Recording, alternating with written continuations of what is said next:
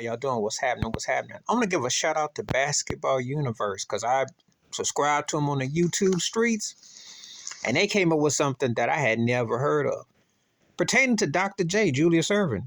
Did you know he could have teamed up with Kareem Abdul-Jabbar and Oscar Robertson? It's a crazy story. Or he could have teamed up with Pistol Pete Maravich in Atlanta. How he ended up with the Nets in the ABA because they had rules about you had to serve so much play in college before you could turn pro. And you remember Spencer Haywood thing. But could you imagine a super team with Dr. J, Kareem Abdul-Jabbar, and Oscar Robinson? And maybe Kareem stays. And imagine he's playing with Oscar Robinson. Who knows? Or playing with Pistol Pete. Could have been a super team. Anyway, Dr. J did play briefly, was with George Gervin. He was with Atlanta for preseason, but the NBA was threatening to fine him $25,000, some judge. It was crazy. You know, I've always said this about Dr. J, the greatest ABA player and one of the greatest NBA players.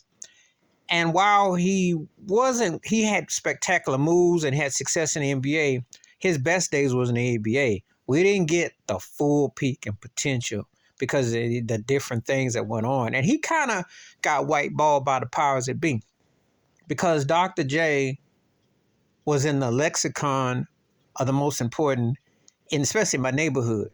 It was Dr. J, Muhammad Ali, Reggie Jackson, O.J. Simpson. If you're talking about the main black athletes, and you could throw Arthur Ashe in the 2-1, but like the main cats, you know, the majors, Dr. J had that love. So this is quite a revelation. If you go to a Basketball Universe when they was breaking down the document about it, that might have been, and that could have been a super team.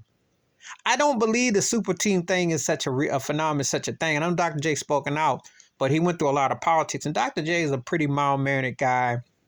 He doesn't give you a lot of, bite with certain things. That's why I was kind of puzzling when he actually wanted to challenge Kareem Abdul-Jabbar back in '89 for that one-on-one, which was a disaster. I remember watching and it was futile. However, the thought of them actually being teammates would have been, whoa, And imagine him with Oscar Robinson, too, or with Pistol Pete in Atlanta. I mean, imagine had he had that freedom. See, the NBA plantation, which I call it, people always thinking that, they got these guys and they ain't trying to run brothers out the league. They trying to white-fy the league, Euro-fy the league. They trying to take everything out. When you hear about these sort of stories, they weren't that long ago.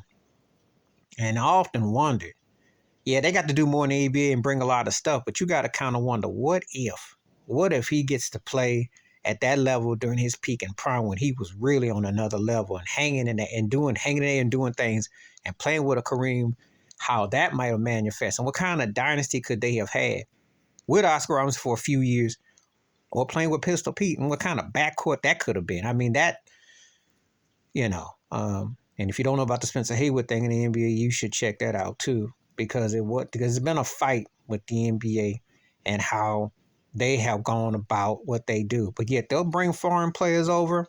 They just like Major League Baseball. These plantations ain't no joke, but you got to do your homework to see how they legislate and how they got down. And of course, Dr. J got hustled by an agent who worked with them.